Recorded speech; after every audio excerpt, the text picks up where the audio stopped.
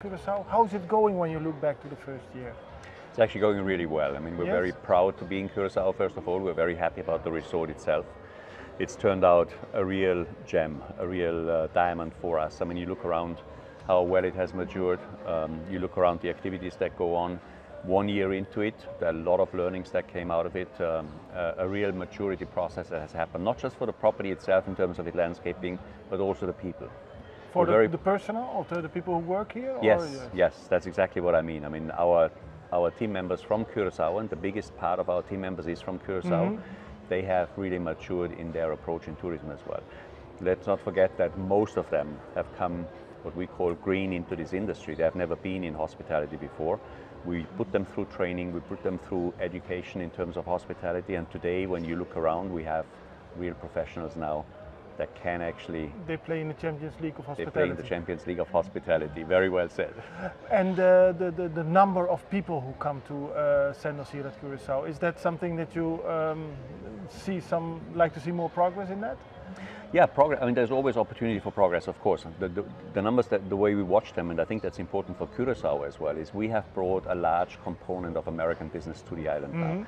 Something that was missing in the past. It was predominantly Dutch, European that came here, as opposed to the sister island of Aruba, where you had a lot more American content. We have increased the American traveler to Curazao. We are exposing Curazao to North America. We're making it popular, we're making it known. There's a lot to explore here. Curazao has a lot to offer, not just from a destination itself point of view, but from a culinary point of view, from a natural perspective, from scuba diving. I mean, it's one of the most beautiful scuba diving destinations you can get to. So Curazao really has a lot to offer. It's just not talking enough about it. And we're talking with the tourism board.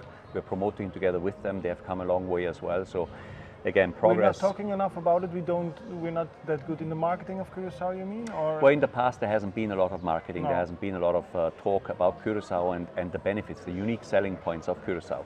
There's a lot more happening now. There can be a lot more going forward in the future. And we're working with them on it. Yes, because what can we learn? Because there are not so many resorts of this big scale. Here on Curazao, what can we learn from you? Well, I think one thing maybe that is important to understand is the airlift that comes with an organization like us. And I think the government has fairly quickly understood how much airlift we can bring, the influence we have on the airlines, which is important when you bring a brand like Sandals or Beaches to an island in the Caribbean, and Curazao, new destination for us. You can actually track that now. You can see how much airlift we have brought. You can see how much load factor we add to the existing routes that exist. And you can see, and this is what the airlines keep promoting as well, we're filling up the front of the plane, meaning it's a high-end customer that comes to Curazao, and they do spend money. Now, one of the common misnomers is that customers in an all-inclusive resort, they don't really do anything for the local economy because they stay on resort. And they eat here. And I strongly argue that point because, and I can prove it to you every day here, our customers actually go out. We have programs that we call Island Inclusive, where we have made arrangements with restaurants in Willemstad, for example, that are included in the package of a customer here, where the customers go into the city, they eat in the city, they buy souvenirs, they actually contribute to the local economy. And how are the reactions of the people who stay here? Very, very positive. Yes. Overwhelmingly, the North American market is surprised as to what they find in Curazao. They love the island. They love the culture specifically here, the people. The people are very unique. That mix between Latin, the Dutch, the Caribbean influence is very unique here.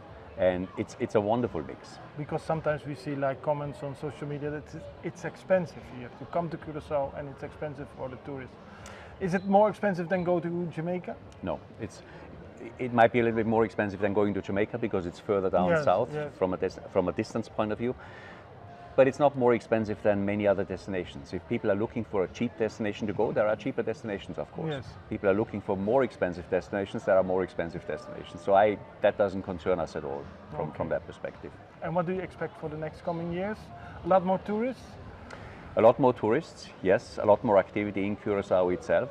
Increasing and ongoing collaboration and cooperation with the Curaçaoan government and the tourism board. I think a lot more interaction with the local media as well, because one of the things here in Curazao that we have noticed over the last year and a half or 2 years is sometimes you've got you've got to teach people as well to have a more holistic and global view rather than be very minute and small on little details. And I think from our side, that's something that we that I understand. We have a lot, yes. Yeah, but I also think from our side, maybe we have to open up a little more and be more forthcoming in entertaining and showing that there's a bigger picture to it.